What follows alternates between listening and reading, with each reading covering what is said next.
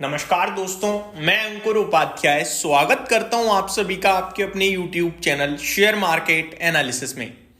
दोस्तों यहाँ पे आप सभी के साथ बहुत ही इंटरेस्टिंग टॉपिक के बारे में बात करने जा रहा हूं। वो ये कि जिनके पास पैसा पड़ा है इस समय वो कौन से शेयर्स खरीदें।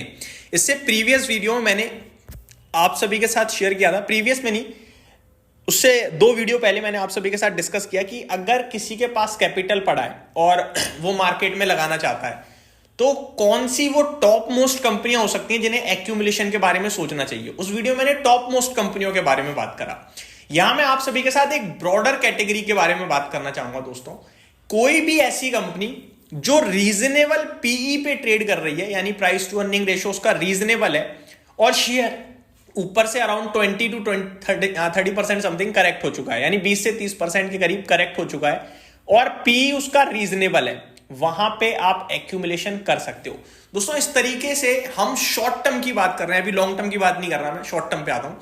ऐसी सिचुएशंस में क्या होता है, कोई स्टॉक बहुत तेजी से डंप होता है, पिटाई पड़ती है उसमें और मार्केट का अगर सहारा मिलता है तो वो काफी तेज बाउंस बैक भी करता है और इस बाउंस बैक में 10 से 15% के रिटर्न्स बन जाते हैं। बस हमें उसी पे फोकस करना है, हमें मल्टी बैगर या फिर लॉन्ग टर्म के बारे में नहीं सोचना है जब हम इस वाली स्ट्रेटेजी को फॉलो कर रहे हैं। अब मैं एग्जांपल शेयर करता हूं आप सभी के साथ। हालांकि मैं ऐसे एग्जांपल शेयर करूंगा दोस्तों जो फंडामेंटली स्ट्रॉन्ग कंपनियां हैं और वैल्यूएशन टर्म में भी रीजनेबल है, लंबी अवधि के लिए भी अच्छी लगती हैं। बाकी आप जब सिलेक्ट कर रहे हो, जो चुन रहे हो, तो मैं पहले आपको फॉर्मूला बताता हूं। देखो, चीजें समझ लोगे, सीख लोगे तो लाइफ लॉन्ग आपके काम आएंगी। स्टॉक केवल सुनोगे तो वो एक बार सुन लोगे, फिर दूसरी बार खुद कैसे ढूंढ पाओगे, फिर दोबारा पूछना पड़ेगा। तो चीज को सीख लिया जाए तो ज्यादा बेटर रहता है। मैं आपके साथ शेयर करता हूं। फॉर एन एग्जाम्पल, कोई भी एक्स स्टॉक है, उसको आपने गूगल पे स्क्रीनर पे आराम से आप चेक कर सकते हो, कुछ भी नहीं है वहां पे, सब यूज करते हैं उसे। स्टॉक को सर्च करना है। स्टॉक जैसे ही ऊपर में देखोगे तो पहले तो पीई दिखेगा आपको कंपनी का। थोड़ा सा स्क्रॉल डाउन करोगे तो वहां पे एक बॉक्स बना आता है जिसमें लिखा होता है पीई रेशो।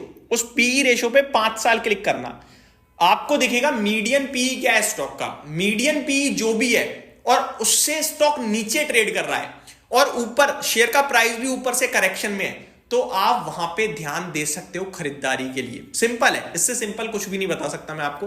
केवल 3 चीजें चेक करनी है दोस्तों। पीयर कंपैरिजन भी नहीं करना आपको। पहला, स्टॉक किस प्राइस पे ट्रेड कर रहा है और कितना ऊपर से नीचे है, ठीक है। दूसरा, किस मल्टीपल पे ट्रेड कर रहा है। मान के चलो एक स्टॉक है 100 रुपए पे ट्रेड कर रहा है और ऊपर 130 का हाई लगाया हुआ है और अभी 100 पे है, दैट मींस 30% करेक्शन पे है।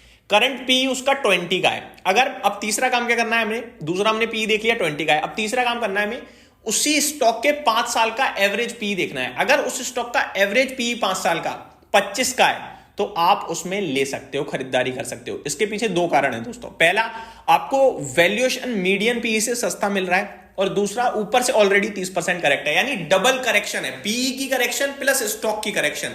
इस बीच में जैसे ही मार्केट में रिबाउंड आएगा ये स्टॉक डेफिनेटली थोड़ा उछलेगा और इस थोड़े में 10-15% जैसे ही हो आप एग्जिट कर सकते हो। अब आता हूं मैं एक लाइव एग्जांपल की तरफ। जैसे कि हम सर्च करते हैं कुछ क्वालिटी स्टॉक, मैं आपके साथ शेयर करता हूं। मैंने पी वगैरह तो चेक नहीं करा। जैसे टाटा पावर है 365 है, इसने 340 का लो लगाया मंडे को, ठीक है। तो वहां से तो ऑलरेडी 10% हो गया, बट हम बॉटम पे नहीं ले सकते, छोड़ देते हैं उसे। अभी वेट करना चाहिए अगर 350 के अराउंड मिले। और मार्केट सबसे इंपॉर्टेंट है दोस्तों इस बीच में, मार्केट प्रिडिक्शन। पहले मार्केट को जज करना पड़ेगा कि मार्केट यहां से रिबाउंड करने के लिए तैयार है क्या। अगर आपको लगता है मार्केट रिबाउंड नहीं करेगा तो इस स्ट्रेटेजी को छोड़ देना, क्योंकि इसमें मार्केट का रोल बड़ा इंपॉर्टेंट है। अब मार्केट के बारे में भी मैं थोड़ा सा बता दूं। निफ्टी करंट सिचुएशन में तो ज्यादा कुछ खास नहीं दिख रहा, लेकिन 23,350 के ऊपर क्लोजिंग आने पे कहीं ना कहीं 200 से 300 पॉइंट का मूव बन सकता है, तो इस बीच में आप ध्यान दे सकते हो। अब टाटा पावर पे आते हैं। फॉर एग्जांपल 495 का इसका हाई है, 365 पे ट्रेड कर रहा है, ऊपर से करीब 130 रुपए करीब करेक्ट हो चुका है ये स्टॉक, ठीक है जी। परसेंटेज टर्म में तो भैया बढ़िया करेक्शन है, 25% के समथिंग की करेक्शन हो रखी है। अब मैं स्टॉक का पी देखूं तो 30 का पी है। इसका मीडियन पी अगर मैं देखूं तो वो भी 30 का है। दैट मींस इसमें प्राइस करेक्शन तो, पर पी करेक्शन अभी नहीं दिख रही है, तो मैं इसको शॉर्ट टर्म वाली कैटेगरी में आइडेंटिफाई नहीं करूंगा, क्योंकि इसमें प्राइस करेक्शन आई है, पीई करेक्शन नहीं आई है। पीई करेक्शन, अगर यही स्टॉक 25 के पीई पे होता, दैट मींस 320 के अराउंड हो रहा था ये शेयर, तो फिर ये उछल जाता। समझ रहे हो बात को। ये उछल इसलिए जाता क्योंकि ये बहुत करेक्ट हुआ है और मार्केट उछलेगा तो ये तेज उछलेगा, डबल करेक्शन है इसलिए। तो ये एक फॉर्मूला आप अपना सकते हो स्टॉक्स को जज करने के लिए। चलिए एक और स्टॉक को देखते हैं दोस्तों, OIL, ऑयल इंडिया। ऊपर 768 के हाई लगाए हैं और अभी 464 है, तो ऊपर से करीब 300 रुपए नीचे है, तो करेक्शन तो करीब करीब 30% से ज्यादा की है।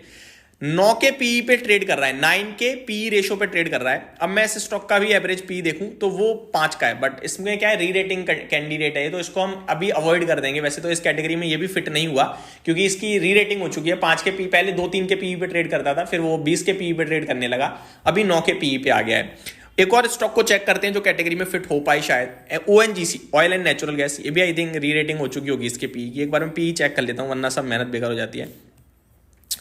हाँ, ये अभी 7.8 पे है और एवरेज पी दिख रहा है 5.7 का, तो इसको भी हम अवॉइड कर देते हैं दोस्तों। और कोई स्टॉक चेक करते हैं इसमें अच्छी करेक्शन हुई हो, चेक कर लेते हैं कोई थोड़ा पुराना स्टॉक जिसमें करेक्शन हुई हो और इसी कैंडिडेट में आ जाए।